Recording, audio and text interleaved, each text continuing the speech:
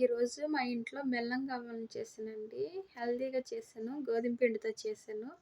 చాలా టేస్టీగా వస్తాయి. ఇలా ట్రై చేసి ఒకసారి మీ పిల్లలకు పెట్టండి. మళ్ళీ అడిగించి చేపించుకుంటారు. సరే ఎలా చేయాలో చూద్దాం రండి. ముందుగా స్టీల్ గిన్నెని తీసేసుకొని మెజర్మెంట్ కోసం చిన్న కప్పుని తీసేసుకున్నాను కదా! ఆ కప్పుతో 2 కప్పులు గోధుమ పిండి వేసేసుకున్నాను.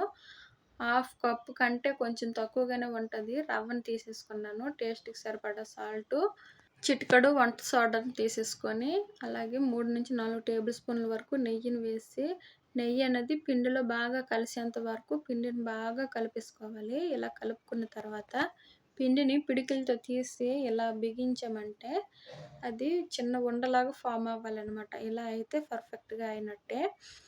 తర్వాత కొంచెం కొంచెంగా వాటర్ పోస్తూ పిండిని కలిపేసుకోవాలండి. ఒకేసారిగా వాటర్ పోసి కలుపుకోకూడదు. ఇలా కలుపుకున్న దాన్ని 10-20 నిమిషాల వరకు పక్కన పెట్టేసుకోవాలి. పక్కన పెట్టుకున్న తర్వాత కూడా మళ్ళీ తీసి మళ్ళీ బాగా స్మాష్ చేస్తూ కలిపేసుకోవాలనమాట.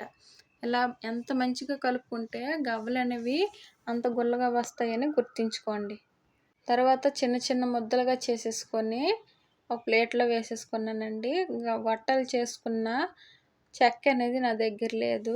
అందుకు గారెలు తీసుకున్న గరిటె పైన చేసేసుకున్నాను. ఇలా ఒత్తేసుకుంటే వచ్చేస్తాయండి గవ్వలు. మరీ ఎక్కువ ప్రెస్ చేశారంటే కిందకెళ్ళిపోతాయి, సరిగ్గా రావు.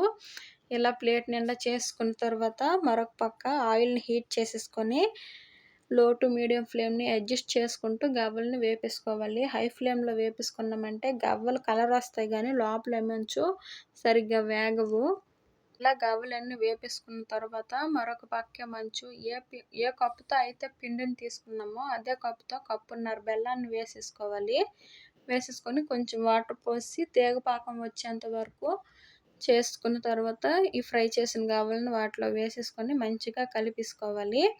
ఇలా కలిపుకున్న తర్వాత ఎంతో టేస్టీ అయిన గవ్వలు రెడీ అయినట్టేనండి. ఇలా ఒకసారి ట్రై చేసి మీ పిల్లలకు పెట్టండి. చాలా ఇష్టంగా తింటారు. దానికి నేను గ్యారంటీ. నా వీడియోస్ మీకు నచ్చినట్లయితే లైక్ చేయండి, షేర్ చేయండి, సబ్స్క్రైబ్ చేసుకోండి. ఇంతవరకు చూసినందుకు చాలా థ్యాంక్స్.